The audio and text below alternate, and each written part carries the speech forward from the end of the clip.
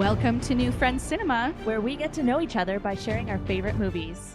From childhood throwbacks to recent comforts, we walk through the stories together. Keep in mind this podcast contains mad spoilers, and join us at the New Friends Cinema.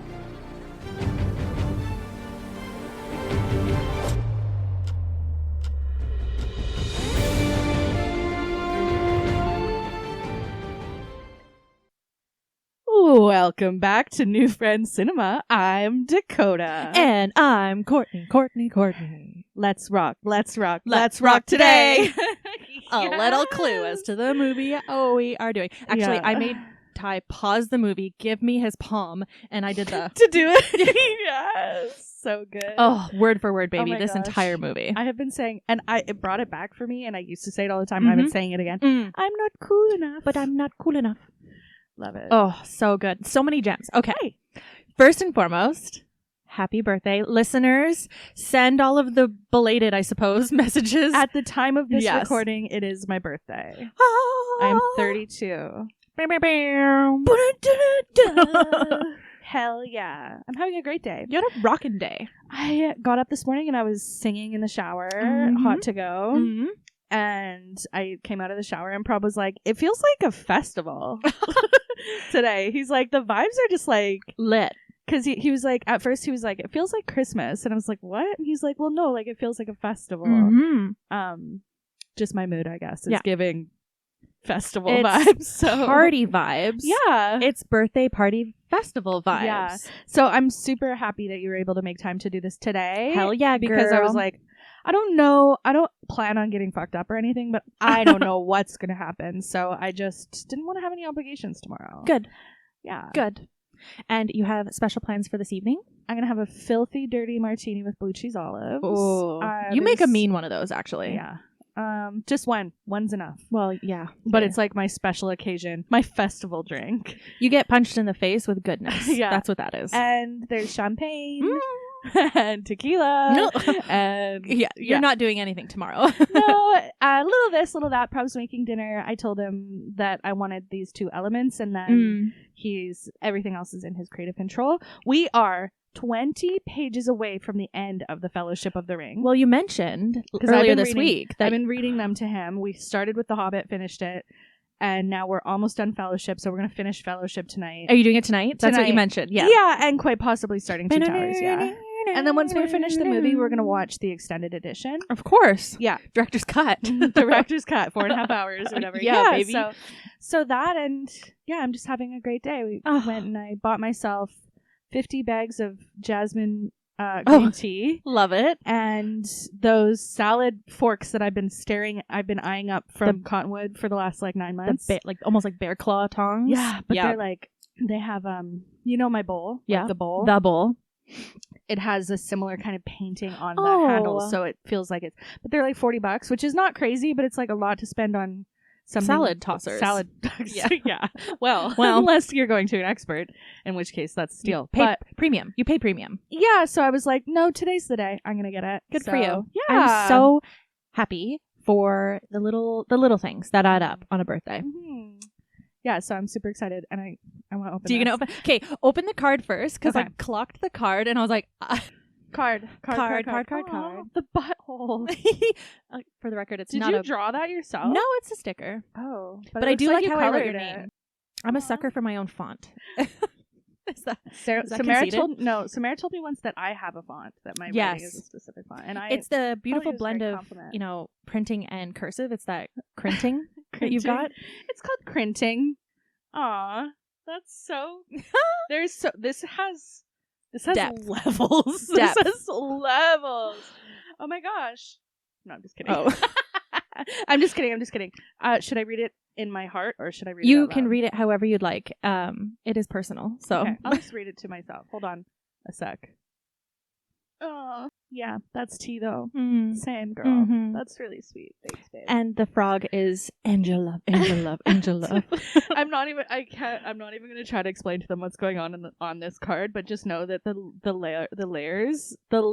I love like a Inside joke, like a pun on a pun on a like it's like not even Yeah. it's not puns, but it's like a joke inside of it. Yeah, Like I as love I'm it. looking at it, I'm like, There's so much.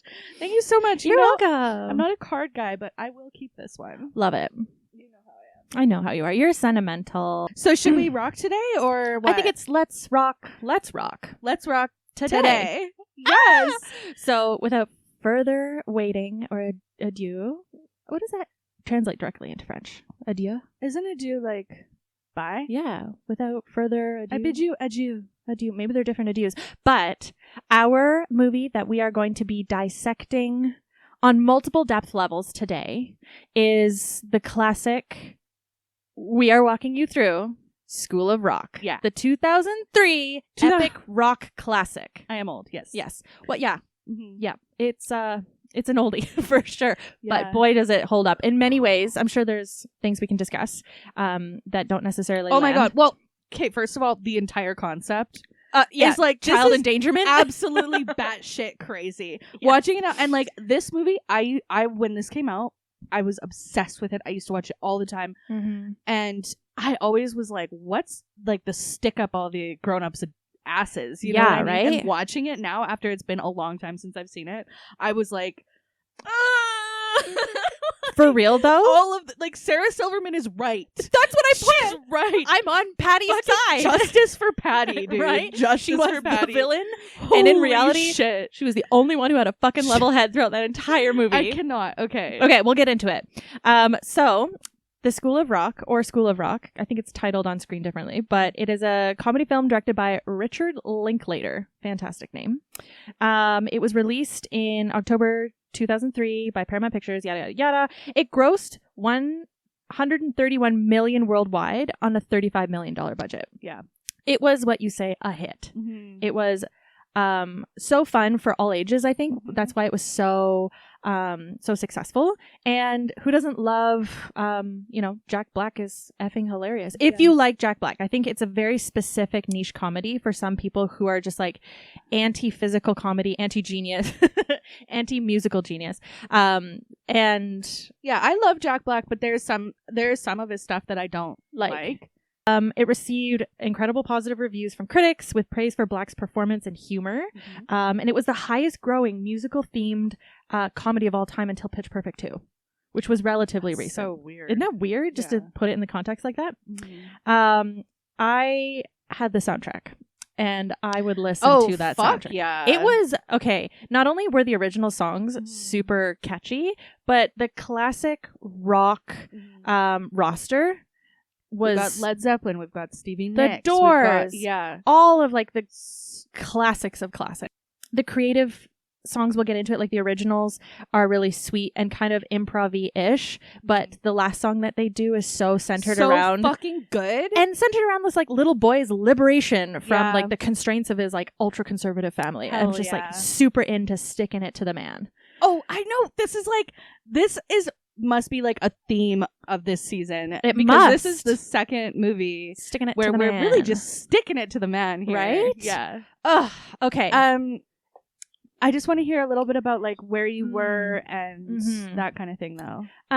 My dad was into the classic rock, and I think he was also Springsteen, Steve Miller Band as well, like soft rock. I like though. Yeah. Yeah. And he had this big stack of CDs in that leather binder that we had that like jumbo sound system where it was just it was like just like not a jukebox, but a boom box, and it could hold 5 CDs. Oh yeah. Oh, yeah. Oh yeah. We That had one silver of those one? too. Oh, Sony. But you would stack it up with like you would get your CD. So the Hansons were definitely in there for me for a bit. Yes. Spice Girls. And there were 4 people in our family, so we each got to put a CD in, Mhm. and it would do its like, Yeah. rotation. I do remember fondly thinking and like enjoying the Zeppelin because it was really cool hard rock, but fantastical storytelling, magical elements, it was just it was an experience. Yeah, and Robert Plant is so fucking sexy. Like the voice, that voice. Yeah. The like high pitched, almost like scream shrill, but like It holds a pitch. Like it's so good. And I can only imagine what it was like in that era. Like my parents were teenagers when they were like Yeah, big. I know. I don't even want to talk about Jimmy Page, though. Okay. Unfortunately. Because he married a 14-year-old. So. Oh, grim. Yeah. Okay. Yeah. Well, let's just say the world of rock and roll that was is pretty not casual, par for the course, great, to be honest. Yeah. in terms of, morals and ethics. Just because everyone's doing it doesn't make it okay, guys. God, let the 14-year-olds grow up, for heaven's sake. It was a big part of my childhood soundtrack. Mm-hmm, mm-hmm. And I was super into listening to Zeppelin, and that was one of the first things my first boyfriend was super into. That was super cool. It was like, oh wow, we're really bonding over classic rock. that listens to Zeppelin? Whoa. And I am mindful. It's like literally of that. all the girlies do. What are you talking about? It's like, we're diverse. Let us be diverse. Yeah. With that being said, there was also the Hansons and Spice Girls. Very, again, eclectic. Yeah, we contain multitudes. Multiple layers. Yeah. The depth, one would say. Yeah, and this movie was just fun, and a big part of the reason why I really like and loved Jack Black was just like his musical riffing and like we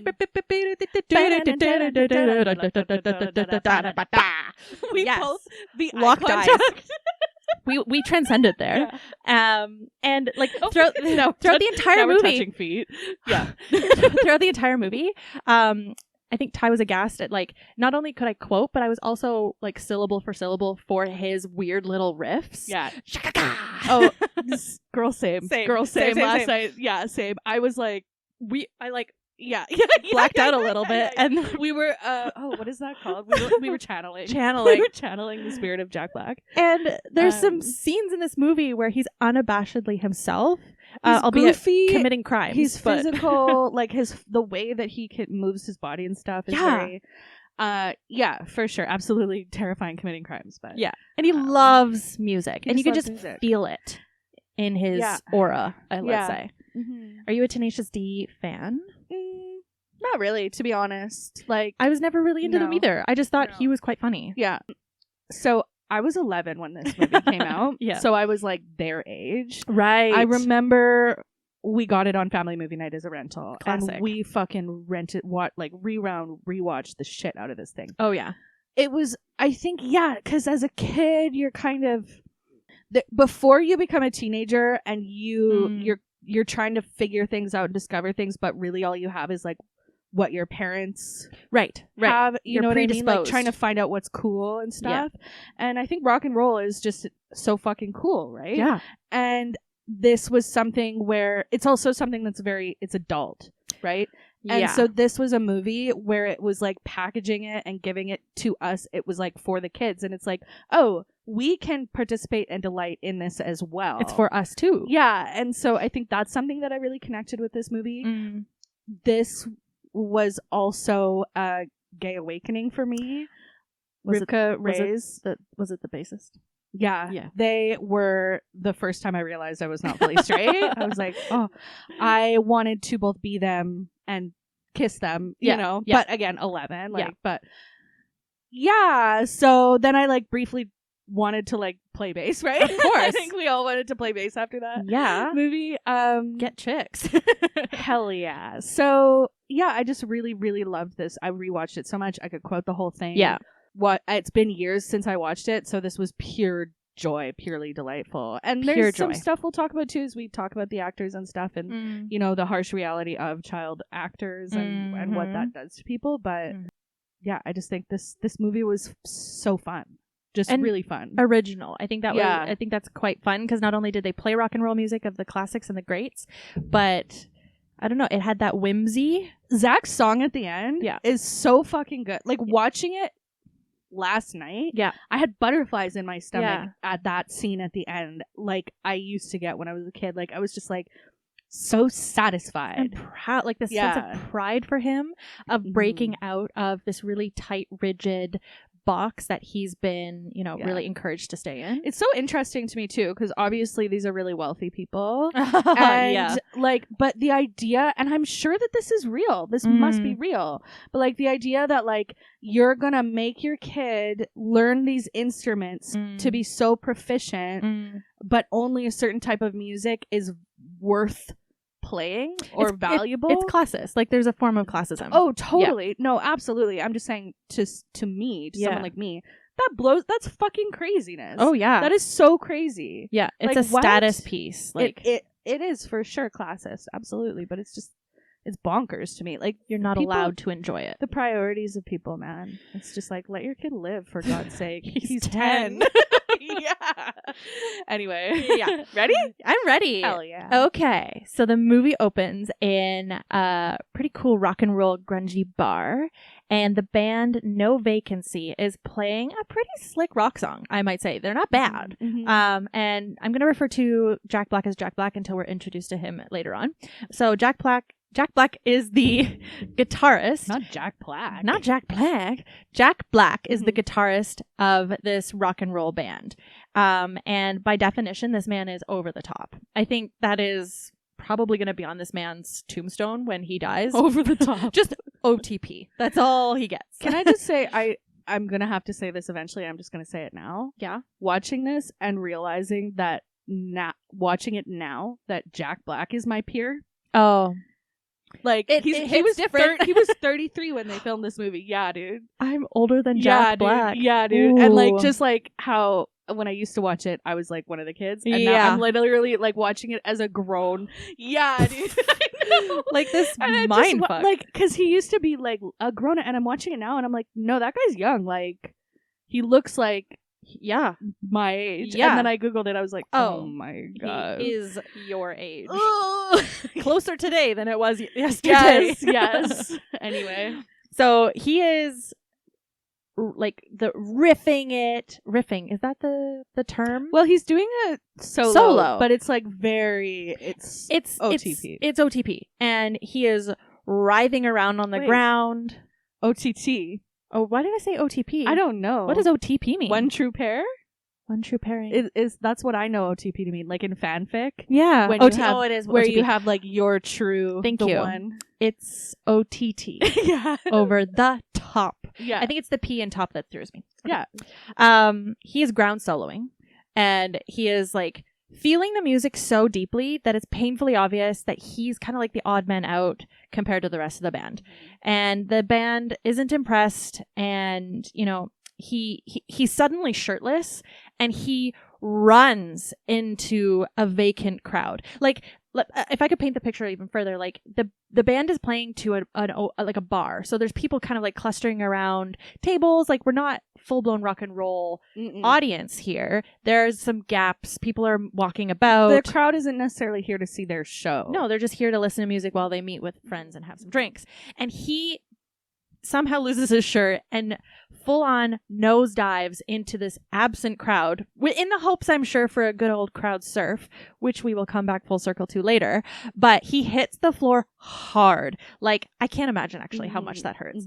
But this is peak physical Jack Black comedy. Like, you feel his pain and you're laughing at him. Yeah. And he knows that. Like, that's the point, right? And so he bails hard. And we cut to the next morning where Jack Black is passed out in his bed. And it's from like a righteous night of rock and roll, but also probably because of the nosedive. And he got a concussion. He's probably fucking nursing fell asleep. a concussion. He should not have. Yeah, that is dangerous, actually, now that I think about it. He slipped into a tiny coma overnight. Just some casual brain damage. But as the camera kind of like pans out from his room, we see that his room is actually a curtained off area of a living room. Yeah. Which is super common, I think, for people who are multiple people living in one space. But like the outside of the curtain space is drastically different than I think the messy inside. Because this apartment's gorgeous. It's okay. I don't know, where is this taking place? I have Chicago or yeah, it's giving like Chicago vibes. But the outside of the curtain in the regular space is like very neat and tidy, and we are introduced to Patty and Ned, played by Sarah Silverman and Mike White. Mike White wrote this movie. Yes, he did. He also competed on Survivor. Like within the last 8 years, probably. Like it an was all-star celebrity version, or just like no, as just like a normal Survivor like season. a normal bro, just being like David versus Goliath. It's one of the best seasons. He got like third place, dude. Damn, he got to the end. He did really well. Everybody loved him. It's crazy. And he seems relatively nice. Like, as far he as... was just like, he actually was like manipulating the whole thing, really. Like, he was just like, because he was so low key, everyone just told him everything. I one day will make a Survivor podcast because I think that would be worth our time. Can I co-host because I know a fuckload about Survivor. I said watch we, it all the time. as in you and me. I heard you say I. No, oh, did I? Well, I meant to say I'm we. like, can I jump on that boat with you, please? Yeah. Also, Sarah Silverman, she's one of my all-time faves. Iconic voice actor too. So good. Yeah. I know she was in Futurama. Yeah, she was Fry's girlfriend, and she I read her book like a long time ago, but she says like it was so hard for her in acting to like ever break out of, like, she always got bitchy best friend, bitchy girlfriend, that was the Typecast. only role that she would ever get. Yeah. Because her comedy had a bit of that style of, you know, commentary, and she would often like reflect on, with a bit of an edge, but like double standards and sexism in the industry and whatnot. But she did get typecast.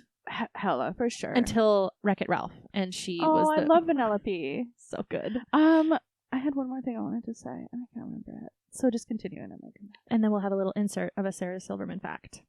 So like I said, we're introduced to Patty and Ned, who are arguing. Oh, I remember what I was gonna say. Yeah, thank you. No, but just about like how he's got the like cordoned off corner in the living room. Yeah, like most of us have lived in a situation where our roommate had the living room and there was like sheets up, or you went to your boyfriend's house or whatever, and like their roommate, like we've been in a situation where that exists. Very common, but not in your 30s. It's much less common. I'm not saying it doesn't happen, and I'm not saying, hey, you know what, like, do what you gotta do. I'm not trying to judge. I'm just saying that like this guy does not have his shit together at all. He like does not have his shit together. Mm-hmm. And this movie is him figuring out said shit through crime. Anyways, that's all I wanted to say. So Patty and Ned are arguing outside of the curtained room. So that Jack Black, or Dewey, so now we'll refer to him as Dewey. Also, I will, and most likely will refer to him as Ned too by accident, just because why not? We all know why. But Dewey has not paid rent, has been putting it off for a bit. Like a bit. I did the inflation calculator on how much money he owes. Oh yeah, because it is $2,200 in 2003 money. Almost $4,000. Yeah. That is so that's taking advantage of your friend. And yeah, because Ned's just like a softie. And we fucking hate Patty? Yeah. Who's standing up for Ned in these moments? It's crazy. I was really thinking about that last night, and I was like staring at Prob, like the idea of this guy's quote unquote friend lives in his house, uses his stuff, takes up his space. Yeah. He's a mess. He owes him a fuckload of money. He's not doing anything. Like, he's trying to be a rock star. Sure. Get a fucking day job and pay your friend back, dude. Like, at least. At least show some sort of accountability or some sort of like respect. It's great. I was really like, whoa, this situation is actually so like rewatching this now in our 30s is just like, damn, this is a person who doesn't have his shit together, but also kind of a dick in terms of taking advantage of his friend. He's in his own, like, he's living in his own fantasy world. Yeah. So Dewey explains that he doesn't have it. Get over it, man. You know I don't have it. That's 4-digit money. $4,000 almost. It was like 3,992 or something. And he says that he'll make it soon when he makes also, it. Also, that's with USD. Yeah, that's not Canadian. That is not even Canadian dollar. That's like $6,000 or something. I love that. We have jobs. We contribute to society, Dewey. Yeah. It's like, yeah, we're adults. We are attempting to survive in this capitalist nightmare. Please pay us back. Yeah, we're not. You and I are not saying to give up on your dreams. Hell no. No. But don't be an asshole to your friend. Yeah. And I think it's like face some consequences also, which also will be a full circle later on. I love it when you point the banana at me. I'm pointing the banana to be more assertive about the moment. Ned explains that he works really hard as a substitute teacher, and Dewey kind of dismisses it, and he's like, it's not that big of a deal. Or temping. It's like, no, subbing is a crucial part of becoming a full-time teacher. And subbing is really hard. Yeah. Coming into a classroom that has a dynamic. Nobody respects you. Yeah. And you can't just put a movie on for the whole time you're there. You have to teach them. So he's been, so Dewey's like, I've been mooching off of you for years. What's the difference now? And he like points at the girl, Patty, and it's like, it's her fault. Mm-hmm. Again, not taking accountability. Like a total child, like it's a child. I want to line them up in a row and just backhand them like slap, slap. Yeah. Yeah. Both of them. So later on, Dewey arrives to rehearsal with his rock band to find out that he has been replaced because they want to take Battle of the Band seriously this year, and he's been voted out and replaced by Spider. He's kicked out of his band, which blows, but I fucking love Spider. You're hot. The body roll. You're I was hot, doing what? this. This man that's replacing him is His shirt is only sleeves. only sleeves, tattooed, rock and roll, can play and be a team player, right? Because Dewey has a really hard time sharing the spotlight a bit. Again, as a kid, I was like, wow, I can't believe they kicked him out of the band. And watching it now, I'm like, I can't believe they waited so long to kick him out of the band. Yeah, grow up. So stage dives, 20-minute solos, they really want to sign a record deal. And this childish behavior, this inconsistency, really reflective in his personal life and his rock and roll life, is not going to cut it. And Dewey has this really negative response being like, well, you guys aren't going to make it. I'm not selling out. I'm going to start a real band. He's hurt. He's lashing out. And he's not taking accountability. Ugh. So back at the apartment, Dewey attempts to sell his guitars, but he's not getting a good price. But in the process, the phone rings and someone from the school, like a local school, is calling for Ned, his roommate, to come in and substitute a class. And it's like a last minute urgent thing. Please come. Yeah, like the teacher broke their leg or something. So yeah. Awful. It's like urgent, but it's also like gonna be for a while. Yes. And the school is called Horace Green Prep School. And Dewey's like, well, how much do you make in a week? $650, which I'm imagining in 2024 money. Dakota's getting out her calculator. Oh, that's $1,100 a week. Damn, brother. Yeah. Get that's that sub money. money. And I think it's also the fact that it's a very wealthy prep school.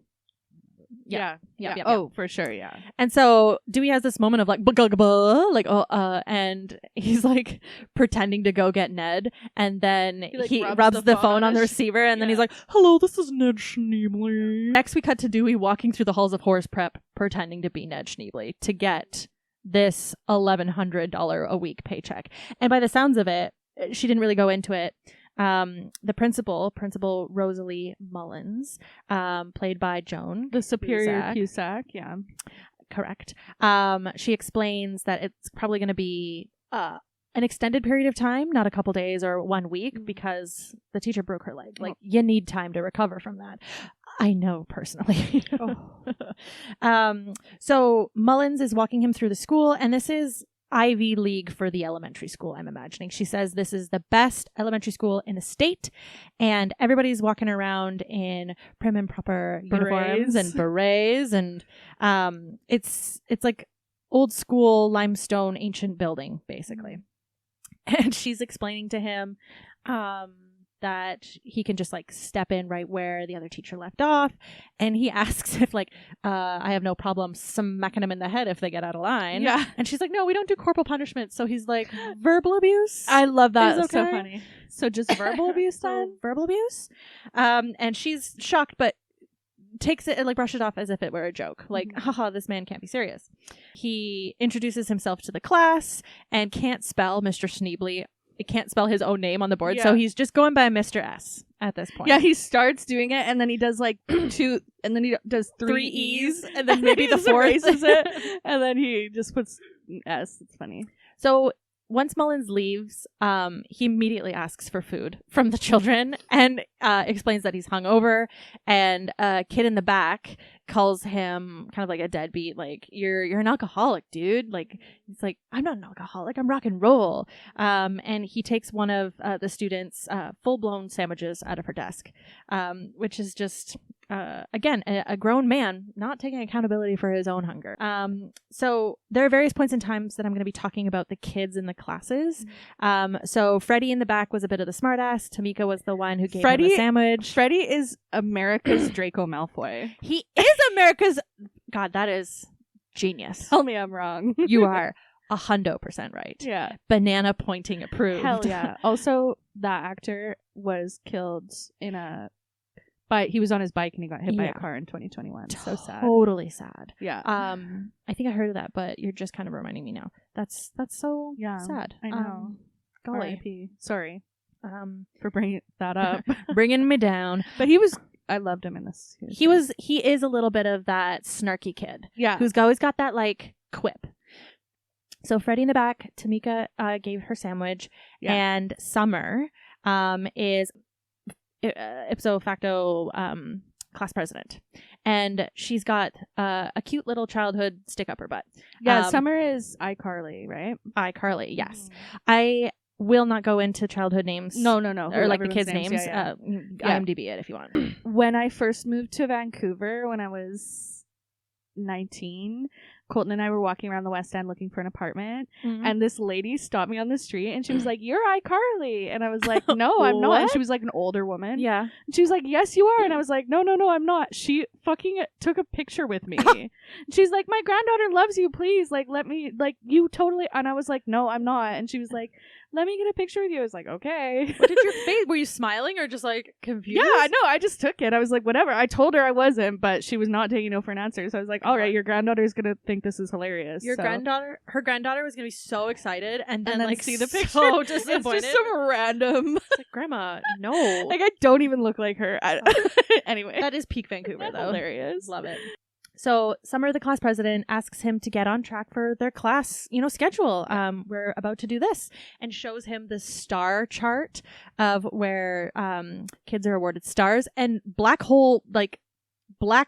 spots for demerits. And he promptly destroys it, and she has this like visceral reaction where I think you would stereotype this character as being the brown noser of the class. Let's say. She's a busybody for which sure. Is a terrible phrase now that I like think about it. Brown nosing. Do you know? Yeah. Yeah. Let's say suck up. Even then, no. Teacher's pet. Ugh, even weirder. Yeah. She's type A. She's people pleaser. She's type A. She's I don't think people pleaser, but she loves like authority, rules. She thrives with the structure. She's the Hermione Granger of America. She's America's Hermione Granger. There you go. Thank you. He, like I said, he promptly rips up the star chart. She has a visceral reaction to it, and and then he says that recess is for the whole day. Like, entertain yourself. And as a 10-year-old, that would be kind of the dream, just to do whatever you want. Yeah. Which will slowly fall apart shortly. Cut to 3 p.m. later that day. Dewey's like mean mugging the clock and like watching the seconds go by, and the second it hits 3, he actually sprints out of the building. And he gets in his van and peels away. In the next scene, we see Dewey, Patty, and Ned all at the dinner table after Dewey was putting up some flyers for his like band auditions. Dewey wants you to join his band, and some people were making fun of him, kind of like putting him down. So he's not in the best mindset right now. Not a lot of people believe in him. But I think it's also worth a look at yourself at this point. He's washed up, man. Washed up. Yeah. That's it. He tries to convince Ned to come play in his band and references they were some pretty badass rockers in their time. And he shows a picture and they're all like in hardcore, almost like death metal rock attire. Ned says this really, relatable but also depressing quote, "Maybe it's time to give up on your dreams," which is like a reality for some people. Ned is sad, dude. He is what you would consider a successful, stable adult, but there's something missing. He loves teaching. I think that's very clear. But there's something that's missing from his life where he feels passion. Yeah. And Patty's at the table chirping Dewey as well this whole time. Back to the classroom in the next day, Dewey is zoning out and the kids are bored at this point. Like there's only so much free recess time you can actually enjoy until something like some kind of structure, some kind of guidance is given to 10-year-olds. Dewey's just like, well, what do you like to do? And Freddie's like, I don't know, burn stuff. And I'm like, Freddie? Yeah, let's go burn stuff outside in the dumpster. Let's do this. He tells the kids you should give up because the world is run by the man. And there's used to be a way to stick it to the man, rock and roll. And the principal somewhat abruptly enters the room to remind Schneebly that the students have music class because he's not following any kind of schedule whatsoever. And so Dewey's in the washroom and he kind of overhears this The urinals music. are so low. Yeah. That's actually hilarious. Mhm. And he's like, where is that coming from? So he kind of like traces where the music is originating from, and he clocks his class in the music program, like the music room, and they are playing really well. They're good at what they do. So he can see that there's like a pianist, a guitar player who's playing, I think, like a 12-string guitar, like and all the kids are just disassociating though. Like the looks on their faces are all just like completely blank, bored, but they're like technically proficient. Absolutely. Very proficient. Freddie in the back with the cymbal. Yeah. Freddie is, he's the drummer. He's the percussion full kid of for beans and with an attitude. Drummer. Yeah. Drummer. Were you in band? Yeah, we had to be in elementary school. I played, and then in middle school I was for a bit. I played clarinet for like 2 years. Yeah. Yeah, Classic. but pretty minimally. Band was awesome. You got to just like play around with music for like 90 minutes once a day. Yeah, I quit when I went into high school. Fair. No, I didn't, I don't know. I did 8 years of band. Holy shit. guess. What can you play? The flute. The flute! The flute. I got one at You home. were a flute girl? I was second chair because I could not Dang. sit still and stop talking to be the first chair. All the flute girls were always so pretty. Oh, thank you. Yeah. Band was fun. I remember really, really enjoying it. I remember getting in trouble a lot because I could not stop talking. You should have been a drummer. Yeah. The percussionists already had shotgunned that role. I was not about to fight Danny for the percussion. He was good. He was in a band, like a rock and roll band. Oh. Yeah. My mom was a drummer. Oh, she got rhythm. The ability to do multiple things at once that's a percussionist. And I think that's what threw me off. I'm just like, just let me read music and I was just like, where was I? We both just like stare off. I was like, oh yeah. Childhood. So we cut to Ned shuttling all of his band kit from his van into the, like, he is excited. Carrying all of that stuff around all the time, he must go through gas like crazy. Oh, the van must be heavy because he's got a full drum kit, a keyboard, a couple guitars, obviously a bass, and all of the equipment that goes like with a full drum kit. Yeah.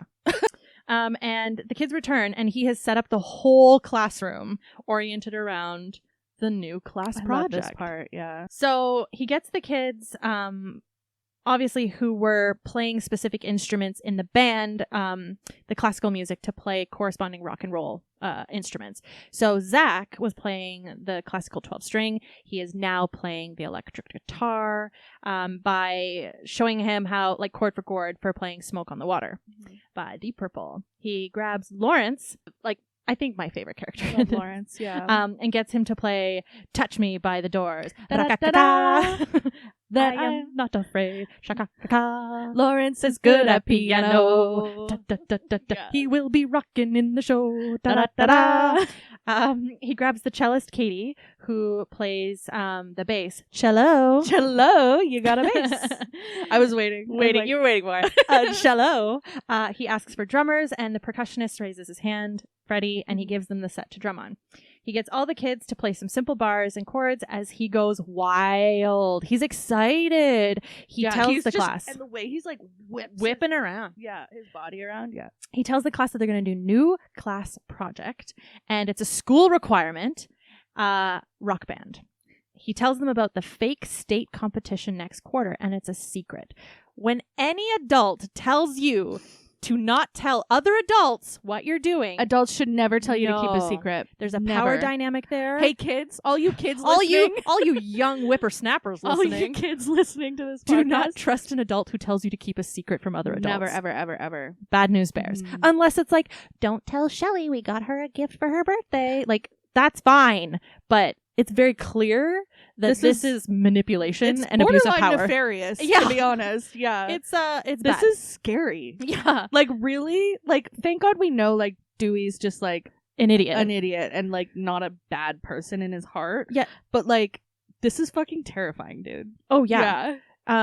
So Ty was telling He's an imposter. Well, Ty was telling me about when he was a kid. I think it was like Did this happen grade to Ty? 1. They had a substitute teacher that took all of the kids to a local farm to like run with the chickens, and then he this random teacher made the children watch this kid, like this chicken get decapitated to learn about life and death.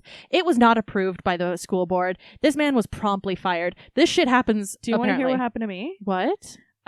This is fucking crazy, actually. It happened in the school.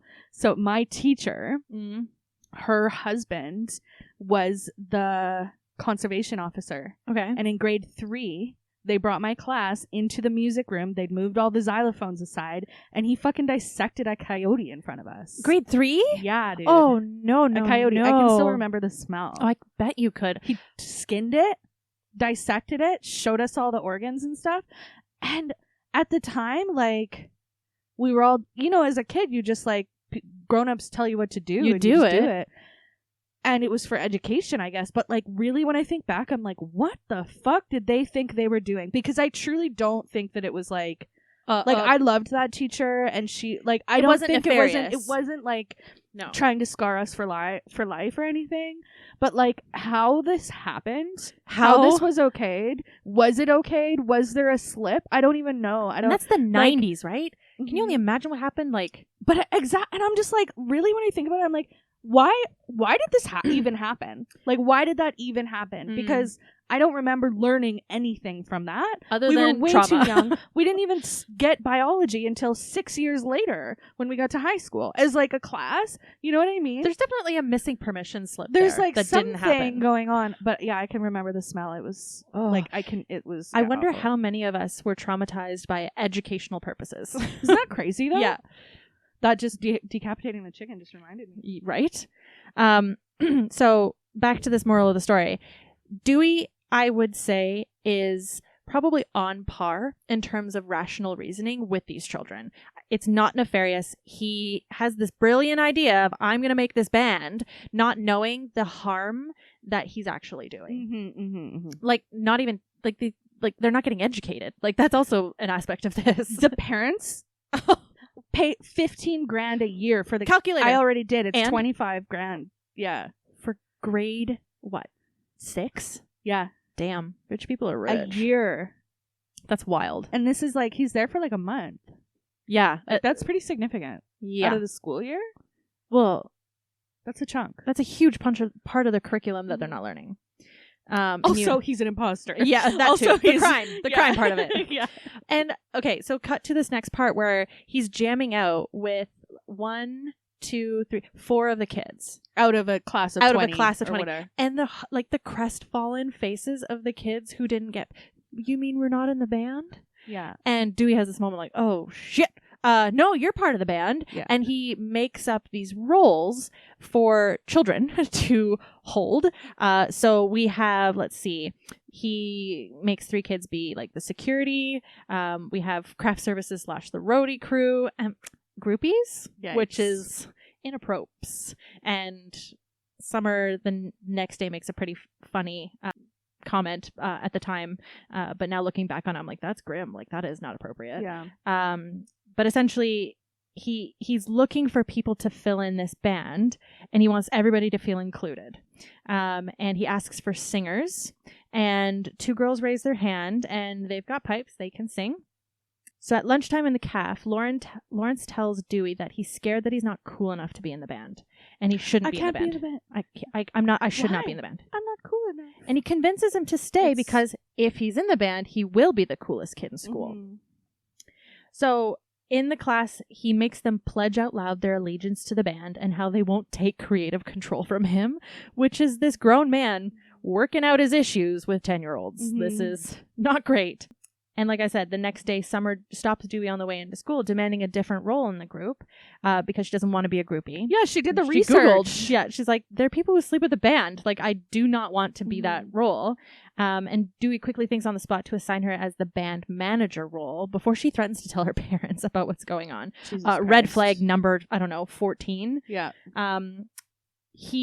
So in the class, he's grilling them about their inspirational influences in terms of rock and roll. And he spits out a couple bands and nobody recognizes any of it. And he has this moment of like, they have no concept of what rock and roll is and what has happened in rock and roll history to get to right now. And so he is now making them go through rock and roll theory and rock and roll history, and all of the other subjects don't matter. Math is not important right now. He has a lot of knowledge. He has a wealth of knowledge. Oh, yeah. The one screen we took a screenshot of the board when he does the history of rock, and it's thorough. Like it's really cool actually to see the evolution. It's like there's like bubbles and they all shoot off, and then there's like a flow chart of different styles of like it all originating from jazz up into blues, which then breaks down, and it's just really rad to see where it comes from. The kids demand to hear one of the songs that they'll be playing, which happens to be unfinished song that Dewey has written. You think you'll be just fine without me, but you're mine. You think you can kick me out of the band. And then you come in. But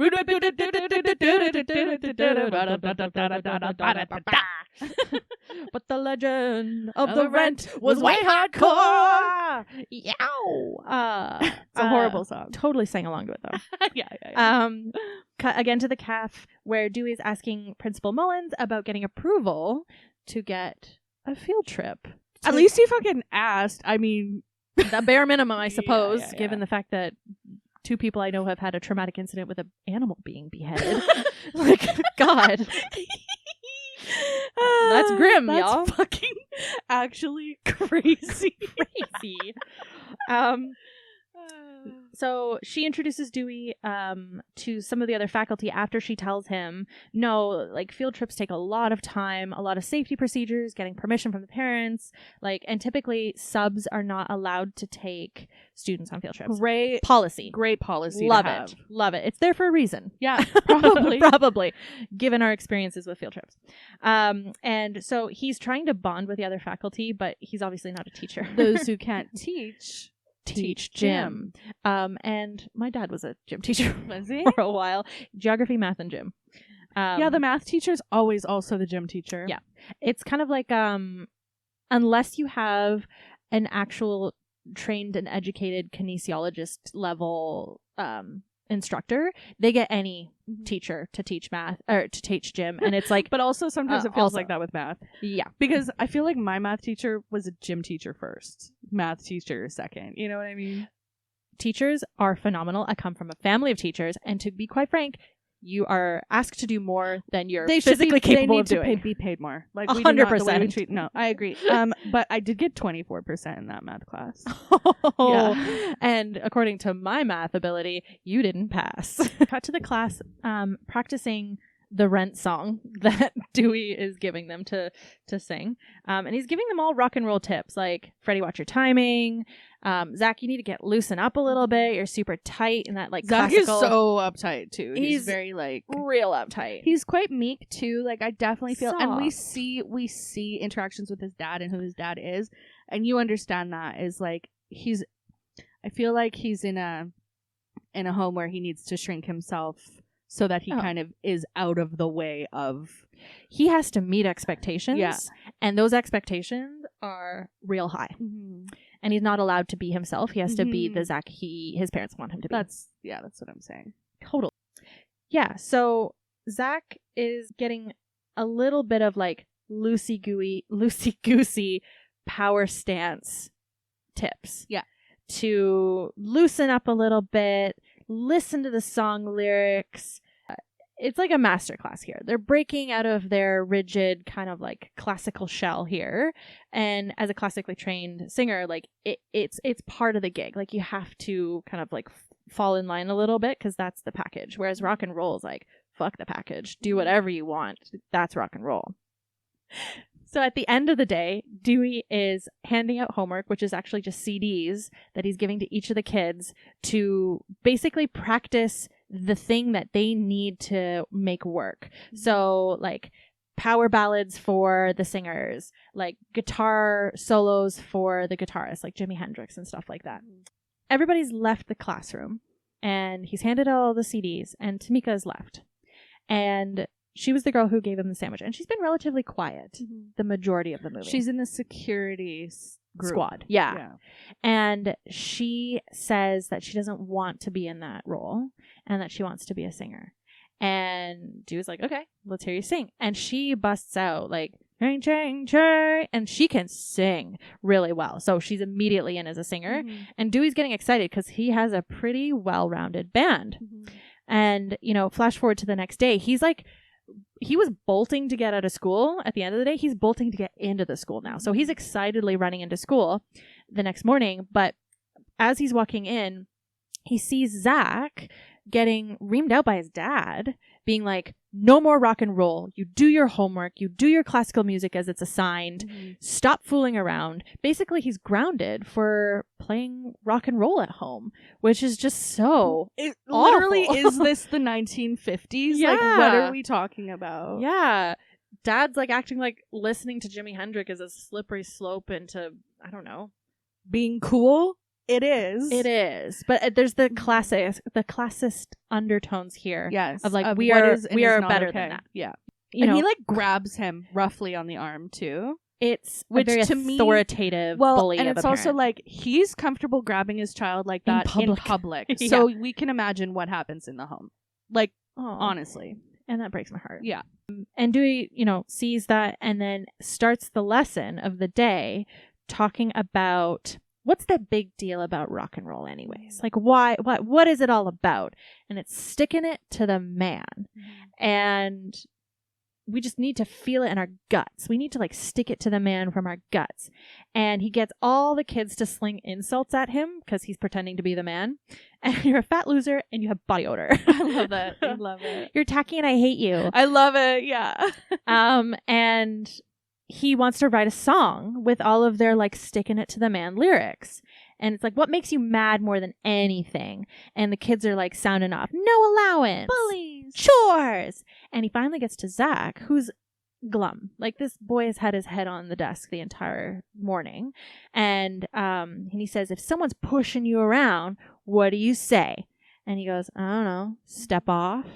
Step off! And they all start chanting it. Step off! Yeah. Dewey's getting the kids to laugh it off, but also like building a little bit of like confidence with it, including our dear Zach, who's like, yeah, step off. It's really I'll turn sweet. into a robot. Yeah. So now we have like the classic montage of them practicing, Yeah. laughing, learning, living, loving life. And they're learning from the greats. So like we've got hard rock, punk, soul, psychedelic rock, grunge, glam rock, funk, blues, and all of the theory. And like I said, I paused this and just like looked at the wonder because we do see that Dewey knows his rock and roll. Like he's really passionate, but also informed. Like he knows a lot. Especially related to like music evolution. And the kids are practicing, having fun. They're avoiding all the real school. And you can really tell the kids are genuinely having fun because not only their characters are having fun, but the kids who are playing the actors are having a blast. Like all of those laughs are genuine, which is so sweet. So Principal Mullins. Yeah, he's great with kids. Yeah, because he is a child. Kid, yeah. Yeah. Principal Mullins reminds all faculty in the faculty lounge that parent-teacher night is coming up, and everyone must have a presentation. And Dewey has a moment where he's like spilling coffee and tea, and he like freaks out a little bit. And once the principal leaves, Dewey goes to the other faculty members and was just like, "Has the principal always been this uptight? Like, has she always been this way?" And they gossip a little bit, and one of the teachers reveals that Mullins got drunk at a function once and got on the table, started singing Stevie Nicks, which is just awesome. I would have loved to see this woman break loose. They said that she like grabbed a tablecloth and was like twirling it around. Like Stevie? Yeah. Amazing. So the next scene, the kids are sneaking out of school to all cram in his disgusting van. Yeah. All above board, of course. Like all of the signatures, all of the safety slips. So they roll up to this music venue where the rest of the students who are not directly in the band are pretending to be in class with a recording of Dewey's voice and answering kind of like this back and forth. Well, they have like security cameras watching Mullins go around. I'm like, these kids, they know what they're doing. Top tier camera work. And back at the music venue, we obviously find out that it's the Battle of the Bands audition to make it to the bill list. And the bands there are teasing the kids, being like, kids, why are you here? And to be fair, they are 10. Great question. Why are you they here? should be in school. And Freddie wants to fight them, which I think is hilarious. I thought that was hilarious so as a cute. kid. Yeah. He's like, you want to go? Tamika's getting cold feet and doesn't want to sing in front of anyone because she's worried that people will laugh at her, and she thinks she is not good enough and she thinks she's fat. Yeah, her body image. So this scene I found really interesting, and I want to look at it from a 2024 lens. But essentially Jack Black, Dewey, whatever, goes on to, reassure her, validate her, but also challenge this idea of like body positivity, or body neutrality, whatever floats your boat. But it's this concept of like, you're talented, you have fun up there. That's what matters when you go up on stage, not what you look like. And he says, well, look at me, I'm chubby too. And I'm chubby because I like to eat. And like, there's nothing wrong with that. So I think there's this moment, subtle. It's very subtle in this movie, but for kids watching that, it really, I can imagine, makes a difference. I like also in this part that he doesn't say, no, you're not fat. No. Because that's something that I've always heard a lot. Is like, you're not fat, like to say I'm fat or something like that. Other people get really offended by it. Like it's a bad thing. Like it's a dirty word. Like being fat is a bad thing. Right. And you can't call yourself that because like, don't put yourself down like that. Yeah. And it's like, sometimes it's just the truth. And that's okay. Yeah. And it's like, yeah. So that's something that I took away from that too. Yeah. Is like, I really appreciated how he handled it, especially at that time. That's what I mean. Like looking at it now, I was really impressed how he didn't dismiss her, how he challenged her in some way, being like, well, music and rock and roll is about enjoying yourself for the music and the talent that you have. And he even like related a little bit to his experiences of not being what we would consider the ideal beauty standard, and then it was over. Like it had the right amount of time, but it didn't focus too much on making it more than it needed to be. Does that make sense? Freddie is just casually hanging out in some stoner's van while all of this is going down. Like, I'm like, these kids are so fucking lucky they didn't get abducted. Like, yeah, this is Amber I mean, they Alert. technically already did get abducted by him. So like double abducted. Amber Alert. Just so crazy. And the irony of this next scene is ridiculous. Yeah. So Jack Black comes out in a flurry. He's just like, get back inside, Freddie. And he starts yelling at these guys who are just sitting with this kid. Yeah. He's like, you have to be a responsible adult. These are just kids. You have to be responsible. Yeah. And I'm like, Dewey, look in the mirror. Look at what you're doing right now. Look at what you're doing. Look at what you're doing. What's that doing? from? Doing. Thank you. Brilliant. That's from me right now. Like trademark. So back at the venue, he finds out that the bill is full and the kids can't play. They're like, no, go away. We're done. Call security. And they're out on the street, like, feeling dejected and disheartened. And Summer has a brilliant idea to lie about the class being actually, like, hospital patients and they're terminal. So the way the one kid is like laying on the ground, street, face so down, funny. So Dewey goes back in and tells this lie, and it's a rare blood disease. It's stick it to the manius. Stick it to the maniosis. And the plan worked because they made it. Because nobody can reject dying children, because that's just mean. Yeah. Back in the classroom, the creative groupies came up with the band name, the School of Rock. The security kid alerts the class that Mullins is on her way to their class, and she interrupts the class to ask about, we've heard reports that music is coming from this classroom, and Dewey gaslights the shit out of her and being like, no, that person's on crack, which is just like, she must be on crack, right, kids? So funny. Awful. And meanwhile there's a guitar right yeah, and Mullins him. is like, well, what is that? Yeah. And he goes on to say, it's like, oh, that's one of my like methods as a teacher. And she's like, I would love to see this method in action. You don't mind if I sit in? And he has this like, oh shit moment where he improvs this song about math He's a wonderful thing. Math is a pretty cool thing. Get off your ass, let's do some math. Math, math, math, math, math. I just love get off your ass. Get off your ass. Let's do some math. And he starts quizzing the kids with math, and he gets some answers wrong. No, it's 9. Yeah. No, it's 8. That girl and one of the security guys are married now. No. She's a nurse, and they're married. Oh, that's so cute. That balances like out the terrible big motorcycle story. Thank you. Yeah. It was a cycle. It was just a bike. It was just a bicycle. Yeah. Fuck off. Sorry. Just bring it back down. Bring it back around. Yeah. I'm there. I'm back. So Mullins is watching this method, quote unquote, and once the kids are already like out of the school going home, she explains that they're not really into experimental education at Horace Prep, and maybe he should just stick to the regular curriculum. And manipulative Dewey is just like, let's go for a coffee. I'm gonna sidetrack you by manipulating the situation and taking you for coffee, which is, he takes her to a bar that doesn't have coffee. So he intentionally brought her to this place to get her a little tipsy. She has one sip of beer and she acts wasted. And then drives herself home. What? After one sip of beer? Fine. No, that's fine. But yeah, judging by how she was acting, not fine. No. Yeah, it's just like, even if you've never drank in your life, one sip of beer is not... Right? Scientifically possible. It's scientifically impossible to get. Unless you have an allergy. I think that's fair. She's like hiccuping and like slurring a little bit.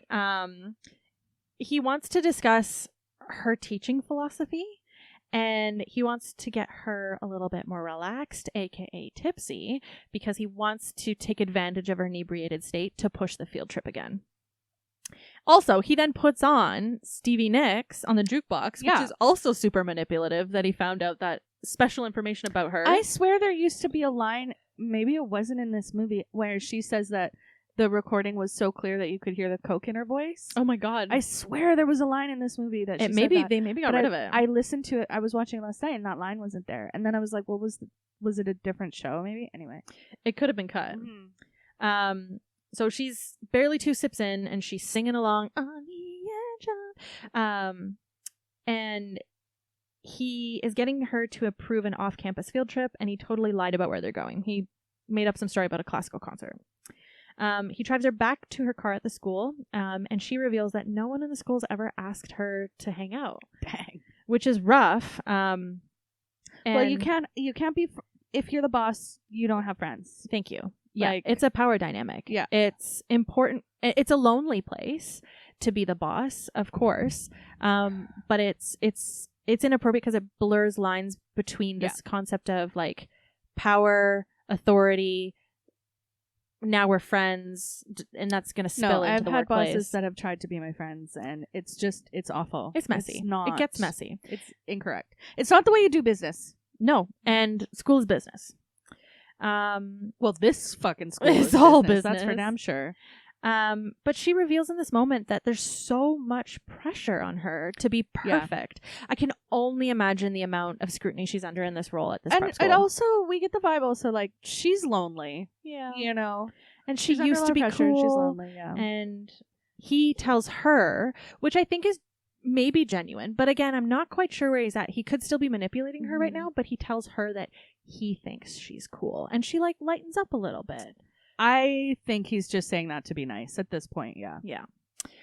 So back in class the next day, Summer and Dewey are going through all of the to-do list. Well, forgive me, I don't know this kid's name other than Fancy Pants. Do we know his name? I honestly don't think we get his name. I don't think we do. And this boy is stereotypically over the top in terms of like flamboyant gestures, and he has been assigned the role of designer, right? Actually, he demanded that. He's like, I don't want to be a roadie. I want to be the designer. Yeah. And he reveals their costumes, and they're glam rock for sure. There's velvet. There's like a headband. Lots of feathers. Like glitter. Bellowed or like... open sleeves, and they are fabulous. He's like, they are fabulous. But Dewey dismisses them, and Fancy Pants jokes that they should just wear their uniforms, and Dewey's not mad about it. Yeah. And during this process, Dewey overhears Zach playing an original song. And he's like, whoa, whoa, whoa, whoa. What is this? Tell me more. Show me more. And he demands that Zach teaches the rest of the band his lyrics. And he gets a moment to feel celebrated for his creativity in a genuine space. Mm-hmm. And I think, of course, Dewey is a man-child who doesn't take accountability, but he also can see that Zach in particular is a kid who does not get seen. Mm-hmm. He is not seen for who he is. And so when he has these moments in class where he celebrates him and gets him to be like, what do you want to say to that bully? And step off. And Zach is blossoming.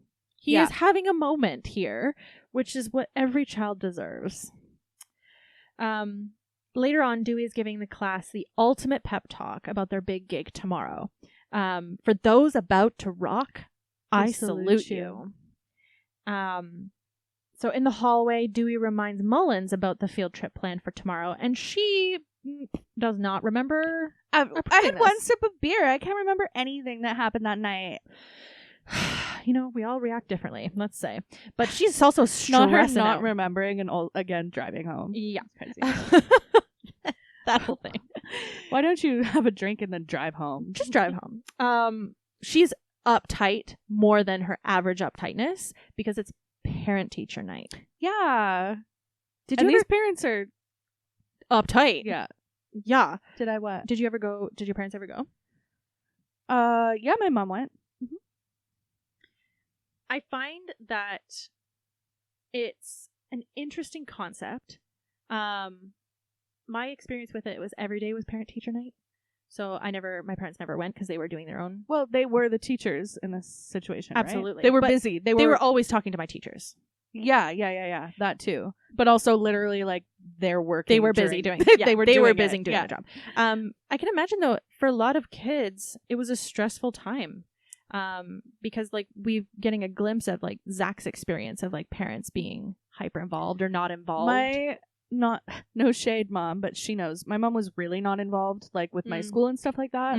And I was a good student. So she would go, and I think it's a good concept of just being like, yeah, I want to know what my child is learning, what's going on, what the teacher is like what, like that makes sense to me. They spend so much time with your kid. It was never a stressful situation in our household at all because it was, nothing to worry about. Yeah, no. I was an amazing student. I don't know what it was like with my brother and sister though. What that situation was like. They're different people, so they might have a different time. Yeah, I'm just saying. Just saying. Yeah, she's stressing out because this is a very stressful situation with these parents coming in, and everybody's got to have a presentation. It's got to go well. And she asks him, "Will you come with me?" And he reveals that he wasn't actually planning on going, which is just like, she's Dewey, like, what? No, you have to. Yeah. So he's like, okay, yeah, I'll go with you later tonight. So after school, Dewey goes home and Ned's there and he gets a check from Horace Prep. And he's like, that's odd. I haven't had a posting there. And he goes to call the school to correct them and say, hey, you've given me money and you shouldn't have. And Dewey like runs to hang up the phone, and Ned's like, what's going on? What did you do, Wee?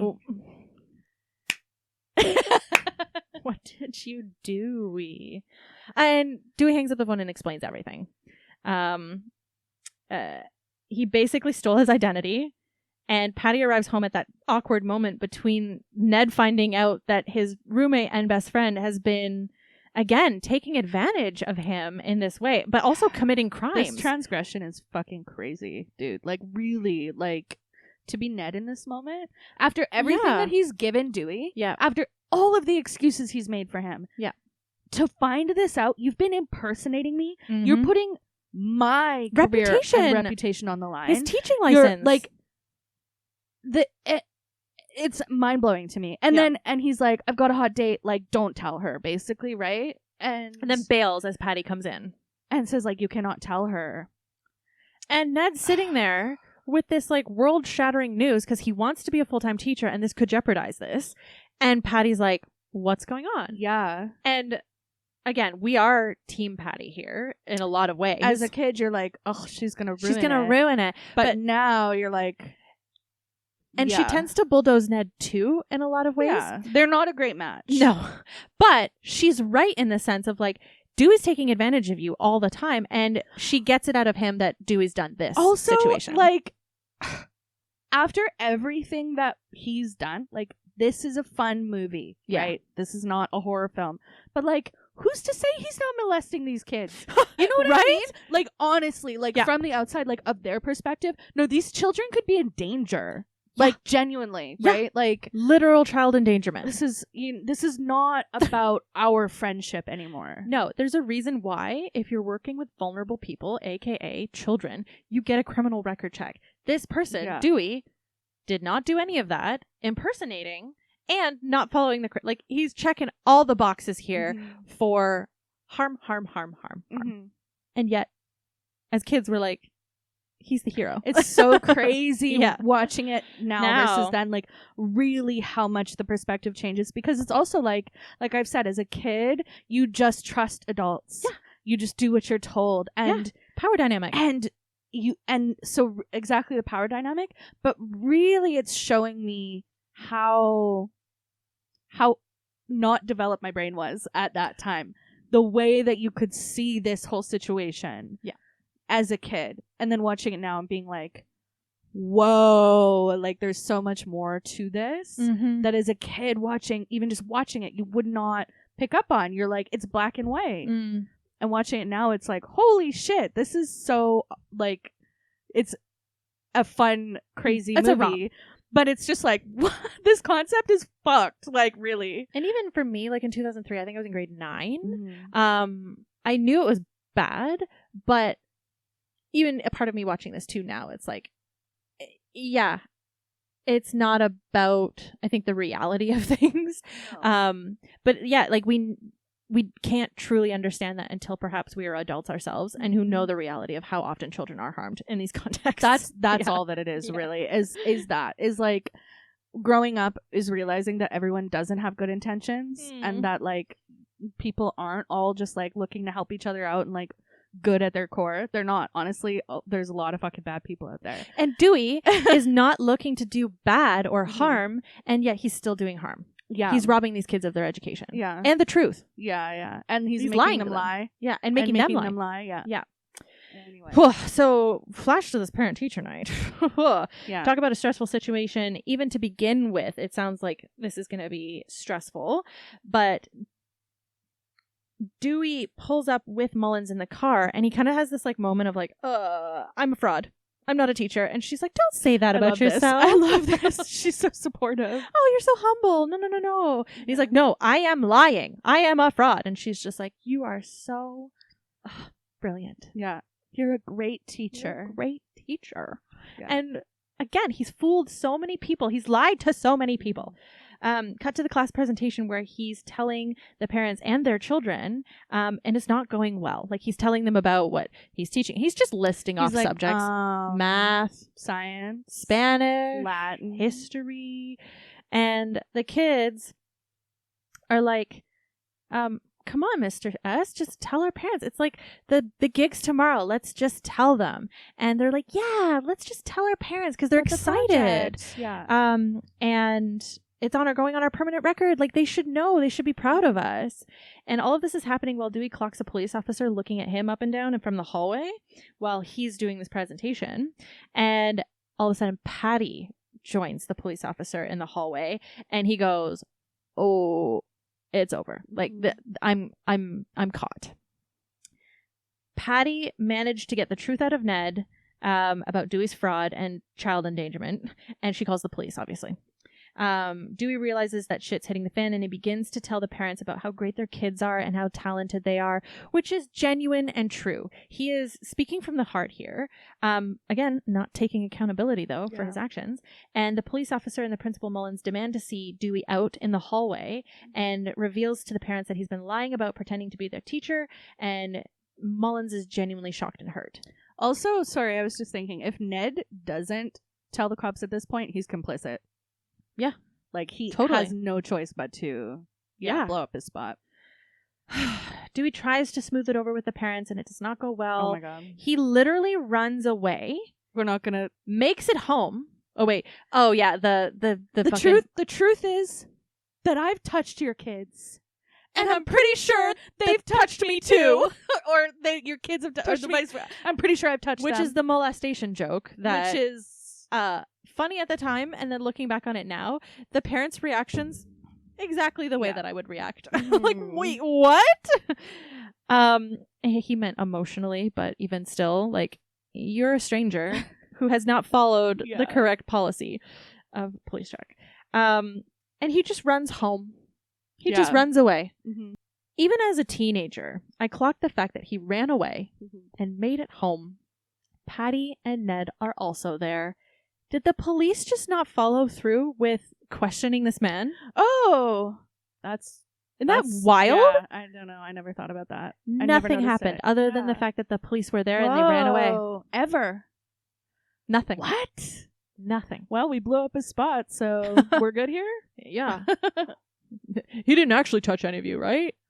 All right, case closed. Case closed. Solved it. Another job well done, officer. Pat on the back. Oh boy, I watched that again. I was like, so he didn't face any other consequence again? Like the actual consequence he ultimately should have faced? Yeah. Like I said, back at the apartment, Patty and Ned come home to Dewey. Patty has some seriously good points about how Dewey's total disregard for his friend's reputation, the safety of the children, and he tries to apologize to Ned. And Ned tells him that he needs to know when to quit and he needs to know to move out. And he's genuinely hurt, genuinely let down. He's finally kind of facing the fact that not only your friend Ned is a piece of shit that Ned does not care about you. Is so done. He's done. Yeah. You take advantage so much. Yeah. It's a rescuer victim dynamic at this point. I mean, honestly though, it is that too. It's like, well, you've let it get to this point, Ned. Ned is taking accountability in this moment, saying, "No more. I'm done." The next day, the kids are in the classroom without a teacher, and they're trying to figure out what the hell happened in the last few weeks. And they all that has happened to me before, where you're in class and there's no teacher, and you're like waiting for somebody to show up. Mm-hmm. I think maybe someone like an admin was there, but I do feel like the cops should be questioning these kids at this point. Yeah. At least some formal interview of like, are you okay? Like, what happened? What did he make you do? Get some counselors in here. Yeah, right? like anything. Mm-hmm. And the kids are trying to figure out, like, this was wild and inappropriate, but we had fun. Yeah, it's not going any deeper than that. They're like, you mean he lied to us the whole time? Well, man, we had a great time. It was a good time. We learned about a rock and roll, and that's all that matters. It opened my mind. So, flash to Mullen's office while all of this happening, and every single parent is just screaming at her. In the same clothes as they were in last night, which makes me feel like they didn't go home, They were just yelling at her for the whole night. Yep. And she looks like it been yelled at all night. And Summer is like, let's just go. Yeah. And she organizes and follows through on every step of the field trip, even tells the bus driver, "Oh, we're picking up Mr. S from his house. He didn't tell you?" Mm-hmm. Masterclass. Gaslight queen. Yeah. Love her. Flash to Dewey passed out of bed in his bed again. Mm-hmm. But the kids are also now in his apartment. And his bed, let's also say, it's like a twin bed or a single even. It's not got a frame. It's just probably, honestly, a blow-up mattress I was literally about to say it's an air mattress on the floor. Yeah. And garbage everywhere. Like... Also, though, his record collection, if he wanted to make some fucking money, sell that. He could have sold. But he's selfish. Not even all of it, like a small portion of it. Nope, this man is a child. And apparently not learning any lessons. No. So the children are in his apartment somehow, but the door was open. Freddie convinces Dewey that one great rock and roll show will change the world and points to the bus full of kids outside waiting for him. That's so punk rock. Yeah, man. We gotta follow through. Patty and Ned catch them all in the hallway as they leave apartment, and Patty's like, "What the fuck?" and calls the cops. Yeah. And this is where,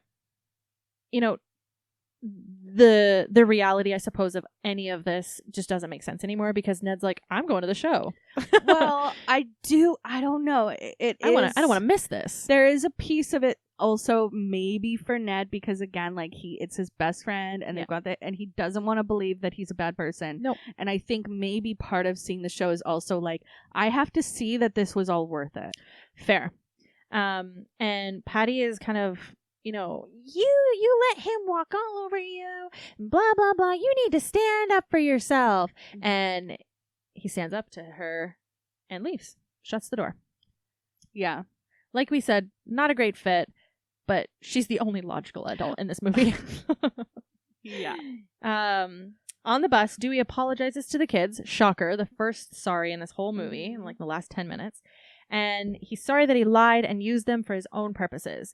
They hit the road and they arrive just in time for their set. And the kids are also like, yeah, we don't want to hear it, which is like, oh. Well, they're kids. Yeah. So they arrive just in time to hear Dewey's old band on stage, No Vacancy, play with Spider, and Dakota's dancing like Spider. I'm doing a body roll. The body roll. Dewey gives the hips and the tits. Yeah. Dewey gives them another pep talk in the back. Heal me. I'm hungry. I don't know the words. And I'm feeling so good. So Dewey's in the back while his old band No Vacancy is playing, and he tells everybody that they're going to play Zach's song. And the vote is unanimous. It's the superior song. Zach is so happy, and Fancy Pants hands Dewey a bag with his uniform because he's part of the band. Mm-hmm. And Zach asks Dewey to sing the song because he's not a singer. He's a lyricist and a guitarist, and he's just here for like a good time. He's an artist. The parents arrive because they found an empty classroom. And put 2 and 2 together. And they demand to enter. And we're like, our kids are in there. And the ticket salesman is not having any of it. He's like, buy a fucking ticket then. Yeah. Go on. And so they push their way to the front after buying some tickets. And Dewey and the kids come out. He introduces the band and they begin to play. And they are rocking. They are living their best life. Every kid gets their moment to shine. And are we going to sing it? Well... Oh, what? Baby, we were making straight A's, but we were stuck in the dumb days. It don't take much to realize their lies. I feel like I've been hypnotized. And then the music man, he come to town. Spin my head around. He said, ask me no question. No, I'll tell you no lies. You better get me to school on time. I have arrived. 'Cause if you wanna be the teacher's pet, baby, you just better forget it. Rock got no reason, rock got no rhyme. We better get you to school on time. Woo!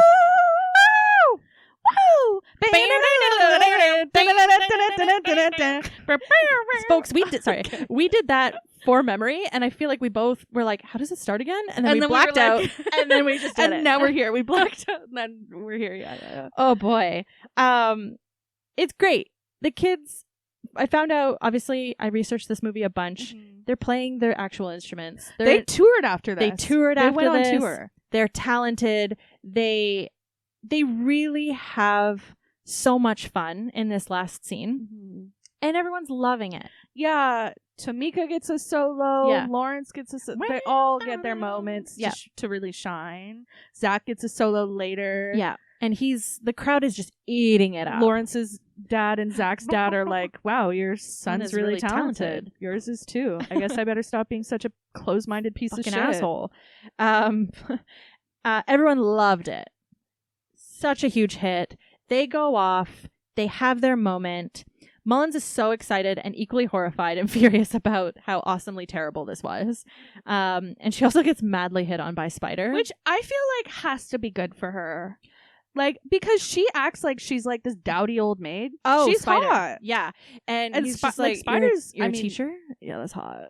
I mean, he's got a smoking body. Yeah, rock and roll, mysterious. You know what I mean? Yeah. Like, so I'm just saying, like, that's good for her. You know, it's nice to be seen. Yeah. For who you are. I don't know. Good for her. I'd like to imagine that they hooked up and had their moment, but she realized that she's got self-confidence. Yeah. And I feel like the morning after she was like reading a book in bed and he was like, wow, that's so hot that you can read. Learned. Let's do it again. But she got tired of his bullshit. Out late. He's just not intellectual enough No, for her. You know what I mean? Like she needs to be with a guy that Stimulated. can really mentally stimulate her. In addition to exactly. physical stimulation. So it definitely ran its course, but it was good while they it had lasted. a riot. They had a good time. It really helped her get her groove back. And you know what? Yeah. She's cutting it loose now. She's having fun. She's dating. Yeah. She's dating. She's not settling. No. And I feel like she got a dog, so she's like out more, and that companionship is she really joined great. a running group. Mm-hmm. And maybe there's a cute runner in the She group. does look like a runner, yeah. Yeah, she would be part of a running group. And I think she still maintains her authority at school, but there's a little bit of an element of like, instead of fear respect or like dislike respect, people enjoy working with her now. Yeah, for sure. There's a little more camaraderie. Yeah. She's loosened up a little bit. Like they make jokes and stuff, but she'll still crack down when she needs to. Absolutely. Yeah. I talk about sequels I want to see. I want to see Roz Mullins gets her groove back. Hell yeah. The Roz Files. I'm genuinely lost in thought thinking about how awesome that would be. Unfortunately, we find out the School of Rock did not win Battle of the Bands, Which is crazy. And the crowd The gimmick thought so alone too. is amazing. No Vacancy, Dewey's old band, won. And it was a $20,000 prize. Beauty contest, man. And Dewey's upset naturally because he's proud of the work they did. He fucking put everything on the line for this. Like, yeah. He very likely is going to jail after this. That's also a sequel that I'd love to see. And the kids are like, man, that's not rock and roll. It's about the concert. It's about the music. It's about the fun and the badassery that we just did. Yeah, rock and roll is not about winning some stupid little contest. Getting straight A's. No. And the crowd also demands School of Rock, School of Rock, School of Rock for an encore. Hell yeah. And they're like, wait, what is that? And Dewey's like, that's an encore. And instead of just the band, the musicians, the whole class comes out. So the security guards are rocking out on the platform. The roadies, fancy pants, they're all having a moment again to shine. And, you know, as they play the next song, it fades away from them playing on stage to them playing the same song in Dewey and Ned's apartments / the newly established business, the School of Rock. And I'd like to think that this was done the proper way because Ned was involved. So it's all above board.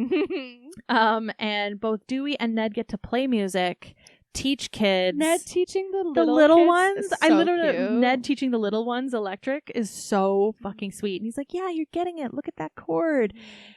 You can be stable in your life while also doing something akin to your dream.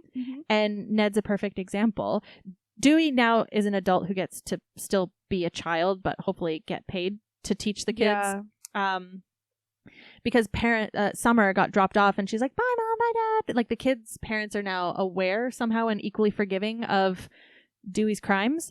Like again, like very minimal consequences. And she's for on our the phone. friend. She's like, well, if you want us so bad, you're going to have to stop lowballing us. Yes. She is acting like an awesome band manager, as they do.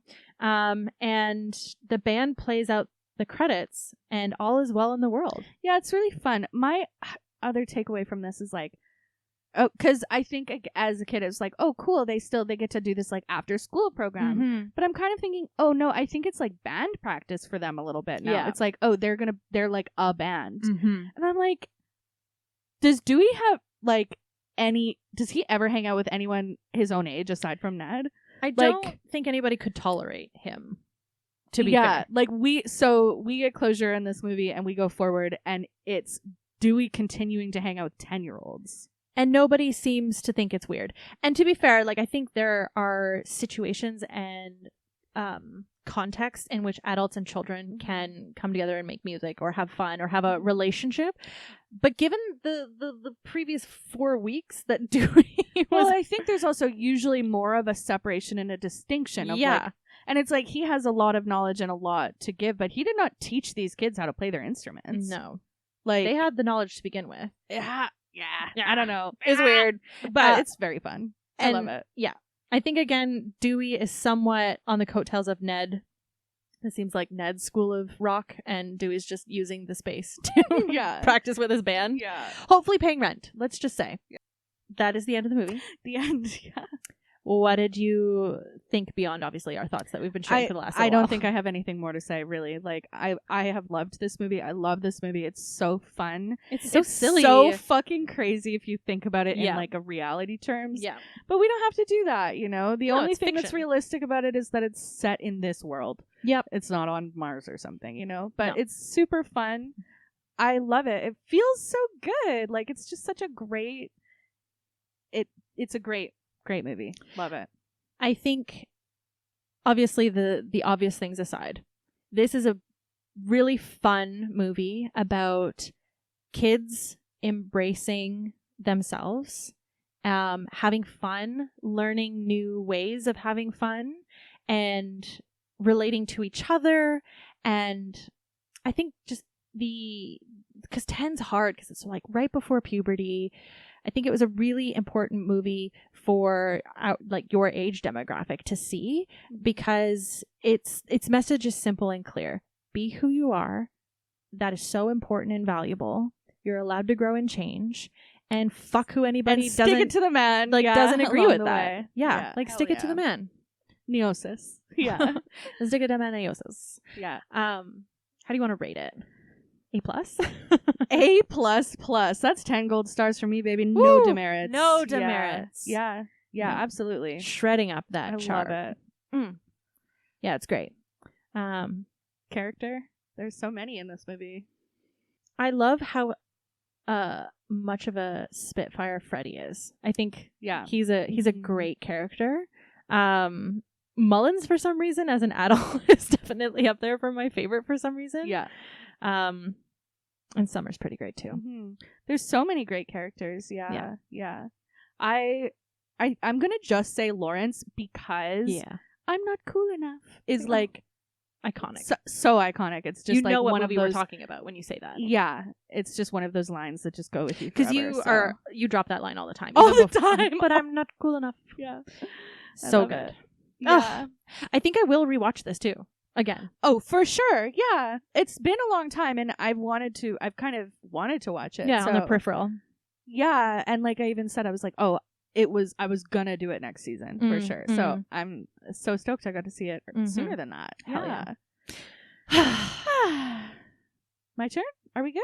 Yeah. Okay, hold on. Moral of the story, don't lie and pretend to be a teacher when you're not. It takes so much training to be a teacher. And patience. Doing the Lord's work. Drum roll, please. Rakakaka. Dakota's good at piano. The big reveal. It's happening. I've never seen this. And this is one of Ty's favorite movies. Yeah. Oh. He's going to be so He's never fucking showed it to you? No, it's always been in the back of our minds being like, we'll watch it. And then you're gonna watch this movie and you're gonna kick yourself for not having watched it before. I think it's this like childhood black hole that just like everybody watched it and I didn't. Yeah, this is so good. All right, hell yeah. Switching gears, kiddos, but not fully kiddos. You're right, kiddo. Yeah, kiddo. All right, kiddos. Love you bunches. Oh shit. If you want to talk to us. Shit. If you want to send us a story. Oh, shit. Fuck. Please get in touch with us. Nobody ever does. Actually, we had some primetime guessers. Oh, yeah. On guessing the right film that I mistakenly put up on Instagram. If we have anyone who like really listens closely, they're going to notice that something is a little bit out of whack about the last couple episodes. I'm in charge of socials. Because they got mixed around. That's okay. I'm on new meds. Let's just say I had them yesterday and they were very effective. And it's just a reminder to say sometimes we need a little bit of help and that's okay. That is okay. Hell yeah. And I know left from right now. So that's great. If anybody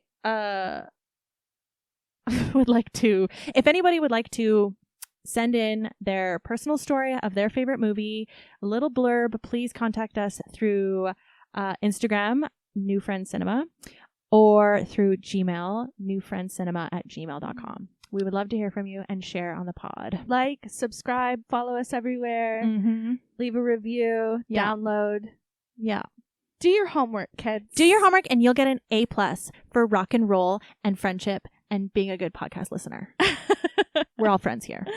Okay. Love you. Bye. Bye. Oh, shit.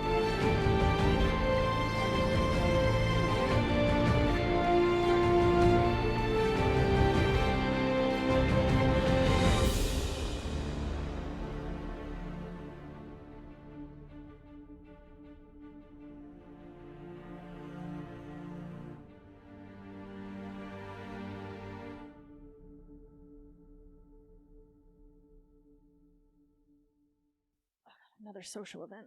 I am tapped out. This isn't a social event, though, No, right? This is friendship at its core. And creativity. Okay. This is what feeds me for the rest of the week, to be honest. Hungry for it. Baby, you just better forget it. Rock got no reason. Rock got no rhyme. You better get me to school on time. 'Cause if you wanna be the teacher's pet, baby, you just better forget it. Rock got no reason. Rock got no rhyme. You better. That one line, or that one part where he's like, okay, give me a G chord. Dun dun dun dun dun dun dun dun. Da da da da, touch me, and I am not afraid. Shaka kaka. Lawrence is good at piano. He'll be rocking in my show. Shaka kaka.